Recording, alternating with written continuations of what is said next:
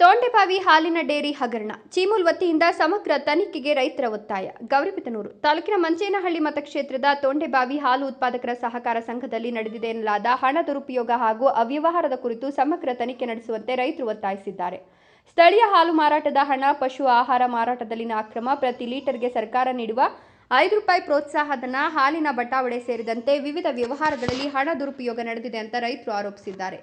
ಹಾಲಿನ ವ್ಯವಹಾರದಲ್ಲಿ ಕೆಲ ಸಿಬ್ಬಂದಿ, ಸಂಘದ ಆಡಳಿತ ಮಂಡಳಿ ಹಾಗೂ ಸಂಘದ ನಿಯಮ ಉಪನಿಯಮಗಳನ್ನು ಪಾಲಿಸಬೇಕಿದ್ದ ಸಂಬಂಧಿತ ಅಧಿಕಾರಿಗಳ ನಿರ್ಲಕ್ಷ್ಯ ಮತ್ತು ಭಾಗವಹಿಸುವಿಕೆಯಿಂದ ಹಾಲು ಉತ್ಪಾದಕರಿಗೆ ಹಲವು ವರ್ಷಗಳಿಂದ ಕೋಟ್ಯಾಂತರ ರೂಪಾಯಿ ನಷ್ಟ ಉಂಟಾಗಿದೆ ಅಂತ ದೂರಿನಲ್ಲಿ ಉಲ್ಲೇಖಿಸಲಾಗಿದೆ. ಹಾಲು ಉತ್ಪಾದಕರಿಗೆ ಫ್ಯಾಟ್ ಆಧಾರಿತ ವೈಜ್ಞಾನಿಕ ದರವನ್ನು ಸಮರ್ಪಕವಾಗಿ ನೀಡದೆ ಲೆಕ್ಕ ಪರಿಶೋಧನಾ ವರದಿಯಲ್ಲಿ ನಿವ್ವಳ ಲಾಭ ತೋರಿಸಲಾಗಿದೆ ಎಂಬ ಆರೋಪವು ಕೇಳಿಬಂದಿದೆ.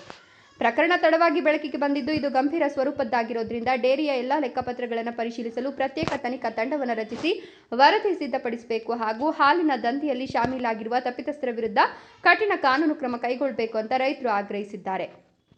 ಈ ಸಂಬಂಧ ರೈತ ಮುಖಂಡ ಯತೀಶ್ ನಾಯಕ್ ಅವರ ನೇತೃತ್ವದಲ್ಲಿ ತೋಂಡೆಬಾವಿ ಹಾಲು ಉತ್ಪಾದಕ ಸದಸ್ಯರು ಚಿಕ್ಕಬಳ್ಳಾಪುರ ಜಿಲ್ಲಾ ಸಹಕಾರ ಹಾಲು ಒಕ್ಕೂಟದ ಅಧ್ಯಕ್ಷರಾದ ಶ್ರೀ ಮಂಜುನಾಥ್ ರೆಡ್ಡಿ ಅವರಿಗೆ ಹಾಗೂ ಚೀಮೂಲ್ ವ್ಯವಸ್ಥಾಪಕ ನಿರ್ದೇಶಕರಾದ ಶ್ರೀ ನಾಗೇಶ್ ಅವರಿಗೆ ಮನವಿ ಸಲ್ಲಿಸಿ ಹಾಲು ಉತ್ಪಾದಕರಿಗೆ ನ್ಯಾಯ ಒದಗಿಸುವಂತೆ ಒತ್ತಾಯಿಸಿದ್ದಾರೆ.